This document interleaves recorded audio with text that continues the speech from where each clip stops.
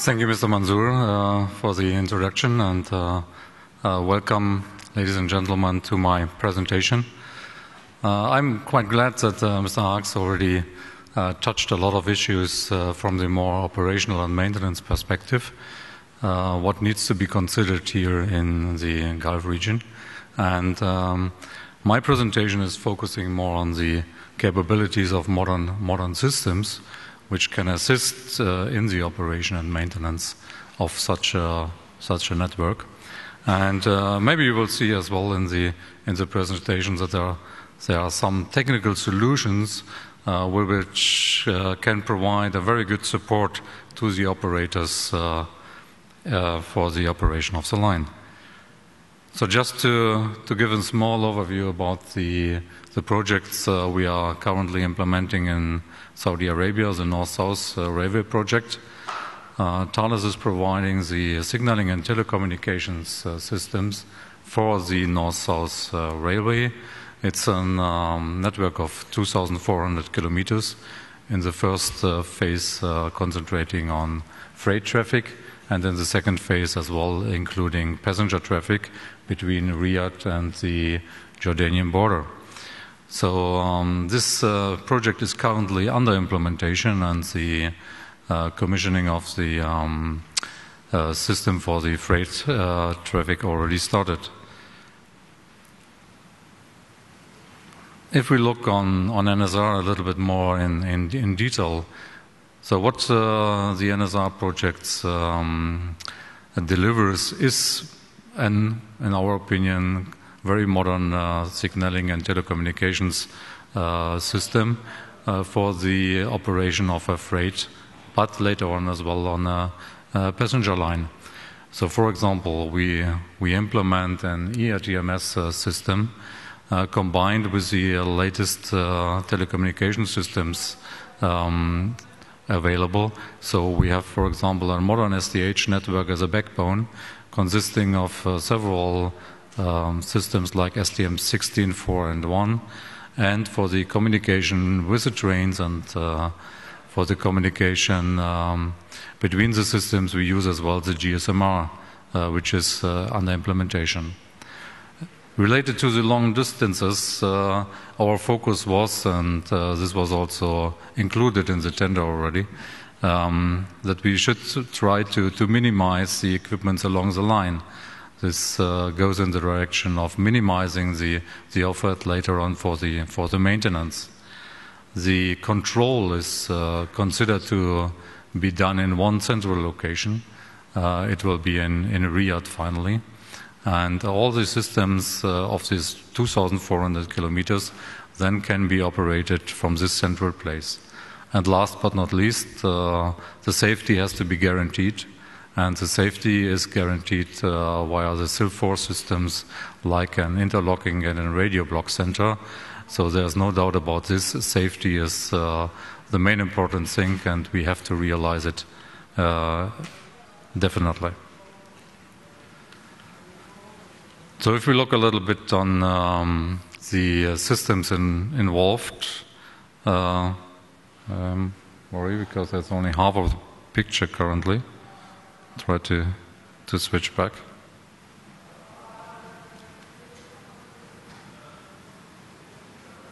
Okay, so might be a technical problem over here. So what you see here is the operator room. And on this slide now you should find a lot of systems we are providing. For example, GSMR system mentioned already, the SDM backbone, the panorama projections, the passenger information and announcement systems. All these systems are combined and used for the operation of the line. If we look at the signaling technology used, there was a decision to use ETCS level 2, and this was, in my opinion, a very good decision, especially to allow widely interoperability between systems. And once the connection is made between the Gulf countries with the GCC network, then the interoperability will become an important factor.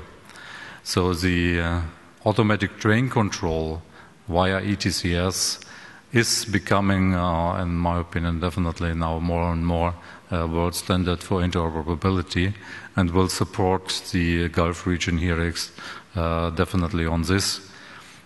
If we look on the capabilities an ETCS system can offer, it's quite a lot based on the continuous communication between the ETCS level 2 train and ground signaling systems, which allows, for example, a lot of functions we will see later on in the presentation, especially in the direction of the computerized optimization of the train operations, the so-called COTO, and the increase of traffic without any major modification to the system. And finally, as we mentioned already before, as due to the long distances we have to cover with within the NSR network, it was quite important to reduce the number of elements along the line. This means with using ETCS, with having a continuous communication with the train, you can decrease the number of line-side equipments, and this allows you that you have a higher availability of your network, that you have a reduction in the maintenance cost, and that as well the reduction of power consumption and other operational costs is possible. In my next slides, I will concentrate a little bit on two specific functions of the systems we have in the implementation in Saudi Arabia in the NSR project. One of these systems is a so-called checkpoint. The checkpoint is based on the lack of train condition monitoring in the past. So in the past there was mainly a manual train condition monitoring, and the future should be a state-of-the-art integration of all of systems which allow supervision from a remote OCC. What can happen if you don't look at the damages which can be caused by train operations, like derailments, hot axles, hot brakes, overloading, unbalanced loading, flat spots, and others. So you can see here some drastic pictures. It should not happen, and I think this checkpoint solution we are implementing can give a proper support for the operators. So the goals for the operators are finally is an increased efficiency, is a reduction of the life cycle costs of the rolling stock. It should be less labor intensive, and it should reduce the manual train supervision. And if we look at the systems which are available for this purpose, we can see them on the next slide. So what you see here is a composition of the systems currently available to support train operators with the train condition supervision.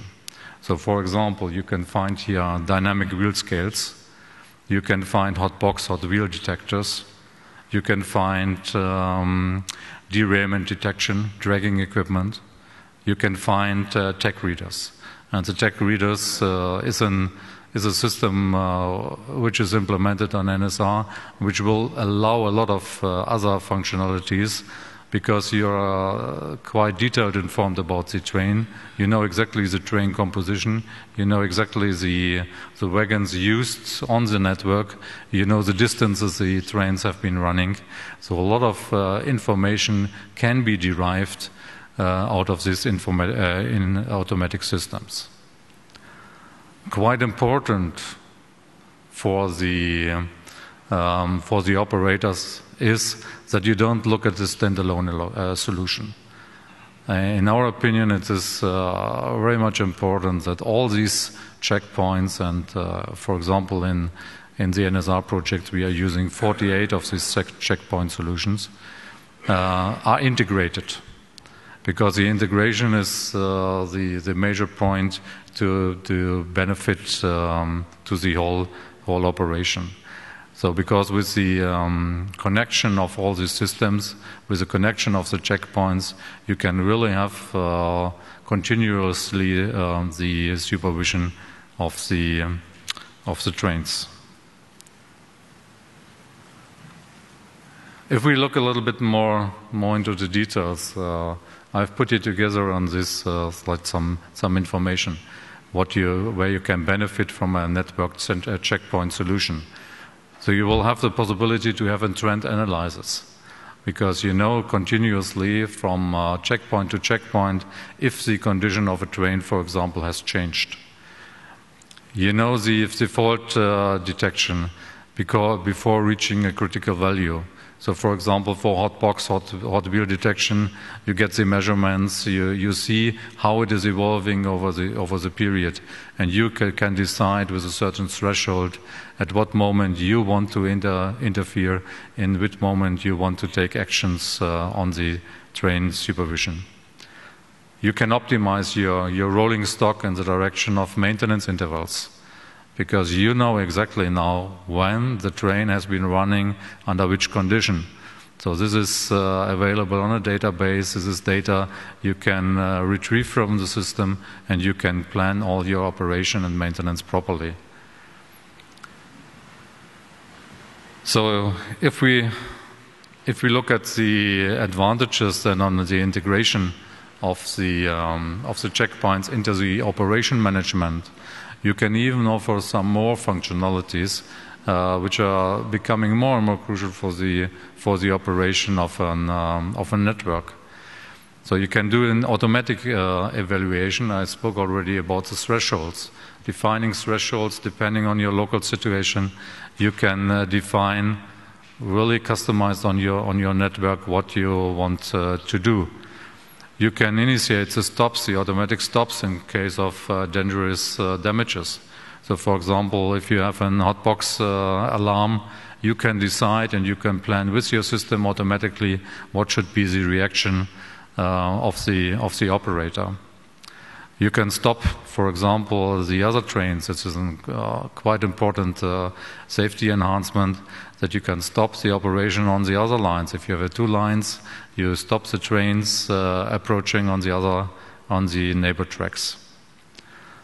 And you can as well optimize the sensor maintenance, because many of the modern systems available already today offer a certain maintenance capability, so you can receive from the detection equipment already some information about the maintenance. You know, for example, what kind of sensors might be faulty in the future, because they show already the tendency of wrong measurements. You can look, for example, for the build creation. Because if you have this functionality on NSR, for example, if you have only the transport of minerals from one source, you can even increase this to other loadings, and then you can create immediately the bill. And last but not least, automatic train stops via the TCS system. Just an example how this could be realized. What you see here is that we have here a checkpoint with certain functionality, and you see here a train approaching, and all status are in green, so there isn't any alarm at the moment. And on the next picture, you see that here is an hotbox or hot wheel alarm, in this case hot wheel alarm, which is indicating automatically to you that there is a condition not within your thresholds defined, and an action can take place either manually or automatically. And to even increase the comfort and the safety at the end, you can, as you see here in DMI from the ETCS locomotive, you can indicate via a message that there is a critical hotbox alarm, and that the driver is immediately informed about the status of his train.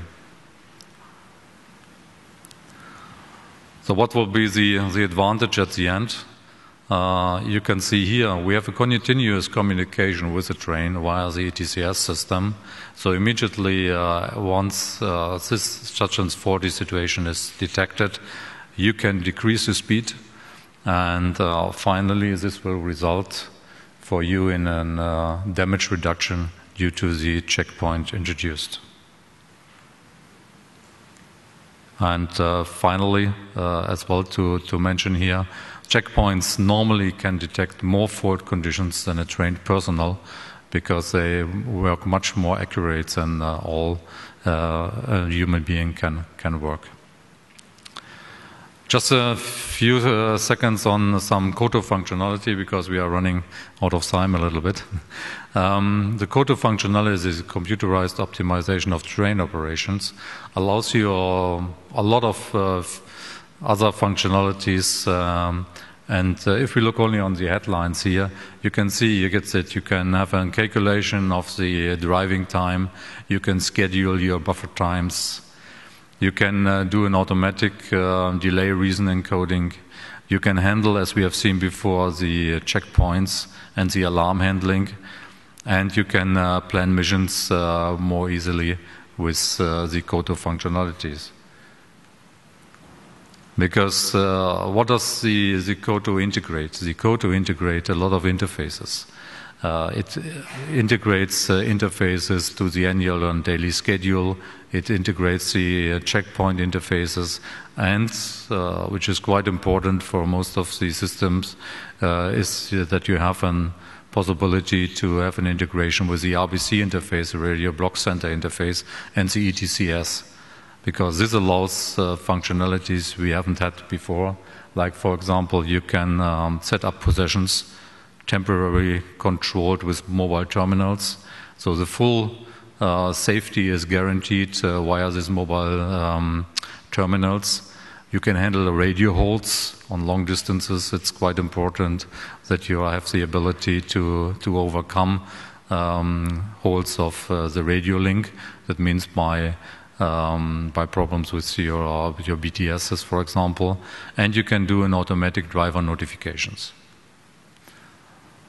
What you see here is one of the functionalities we provide with our ARAMIS solution, that you can have a train run profile with the calculated and with the actual speed. And I don't have, I think, the time, or we will not be allowed to go into the details, but what you can see is you can see a lot of